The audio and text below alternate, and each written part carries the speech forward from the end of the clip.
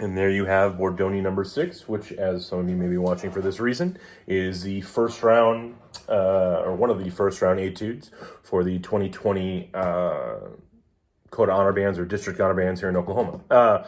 So with this one, just beautiful, beautiful melodies. I love how it explores the minor, then it goes to the major, kind of come back to the minor, and then beautiful, beautiful G major section to lead us on out. Just beautiful, beautiful etude.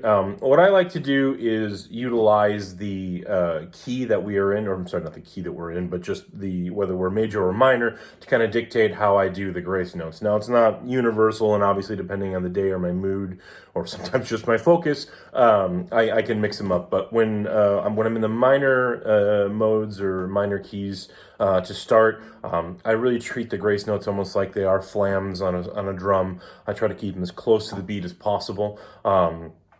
And then when I get to the major sections, I treat them more as if they're like 16th notes, right? I do a little bit less of the flam, and I try to bring the color out of the grace notes just a little bit more in the major section. So I feel like that really adds another dimension to the etude by doing it that way. Obviously, you can disagree, or maybe do it the other way. Maybe you elongate in the minor section and keep them quick in the major section. The beauty of this is we can all feel differently and it not be wrong. You know, it's just whatever you want it to be, whatever you're feeling, well, however you want to express. By all means, knock yourself out. That's just my rationale behind what I did. It's not marked in the tuba book, Rip 440. I put in a pretty big pullback. They do have that in the trombone book, which is the trombone Rochu, which is what I learned way back when.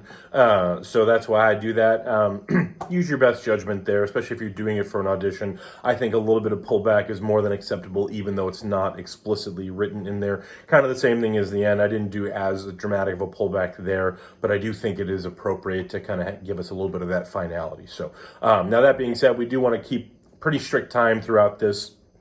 That's definitely a big goal, especially at an audition. Now, if you're doing this for yourself, I would say if you want to be a little bit more liberal with some of the pushing and pulling, by all means, knock yourself out. And I'm not saying you shouldn't do that at an audition, but again, I just worry sometimes that if you do it too much, it can just come across as like, this person doesn't know how to keep a steady tempo at a slower meter. So just FYI on that. I definitely think there's plenty of opportunity to push and pull in here, and it's absolutely gorgeous.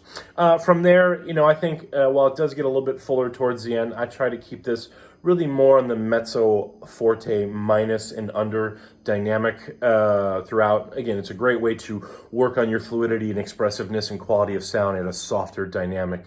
And by all means, when you get to the forte there at the end after measure 50, was that measure 51, 253, by all means, let her rip within reason and good taste. But beyond that, keep it nice and relaxed. I think this is a great study on the softer side of the instrument, which we don't get enough credit for doing. Many cases our own fault. So with that being said, again, as always, thank you for watching. Thank you for subscribing. Thank you for everything. I know in the world we're in right now, there's a lot of uncertainty. We're doing a lot of this communication via the internet and remote learning and instruction. So I appreciate everyone coming to check this out, hopefully encouraging or helping you out along your musical path as we self-isolate and shelter in place, and hopefully get a lot of practicing done. So thank you as always, and happy practicing.